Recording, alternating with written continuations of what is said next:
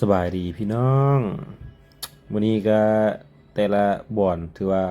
ฟ้าแดดเนาะทุกคนเนาะแต่ว่าอยู่เมืองคำเกิดทุกคนน้ำท่วมเนาะฝนตกหนักเนาะทุกคนเนาะเมืองคำเกิดอันนี้ก็เป็นเส้นทางเนาะทุกคนเนาะมาเบิ่งรถจักร2 คันเนาะทุกคนเนาะกำลังสิข้ามน้ำทุกคนเนาะคาแม่นค่อยเองนี่ค่อยบ่กล้าข้าม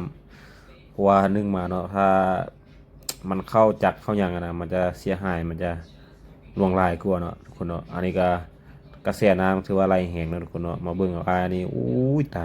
ยทุกคนลมแล้วนะ2 คนเนาะทุกคนเนาะกระแสน้ำแห้งแต่ว่าพัดไปรถจนเจือกเนาะทุกคนนี่แหละทุกคนอันตรายทุกคนน้ำแห้งสิเนาะบ่ควรข้ามเนาะทุกคนเนาะอันตรายเพราะว่าเฮาเฮาจะเสียหายหลายกว่าทุกคนเนาะอันนี้ก็เส้นทางตัวนี้ก็ถือว่าดีอยู่แต่ว่าน้ำมันหลายทุกคน อันนี้ก็คุณเพิ่นก็กลุ่มเอาขึ้นเนาะมาเบิ่งรถฟอร์ดนะทุกคนเนาะรถฟอร์ดเพิ่นสิมาช่วยทุกคนรถฟอร์ดกำลังมาแล้วเนาะเพิ่นจะไปมันจะมาตัดน้ำให้นะทุกคนเนาะรถฟอร์ดพี่ใหญ่เพิ่นกำลังขับมาทุกคนเนาะมาบังน้ำให้นี่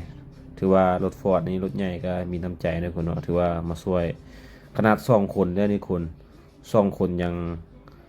ปลุกขึ้นบ่ได้เนาะเพราะว่ากระแสน้ำมันพัดแรงหลายนะรถจนสิไหลเนาะ วันนี้รถฟอร์ดเพิ่นได้รถฟอร์ดเข้ามาตันให้นะทุกคนเนาะแล้วก็ช่วยดึงรถจักรขึ้นมา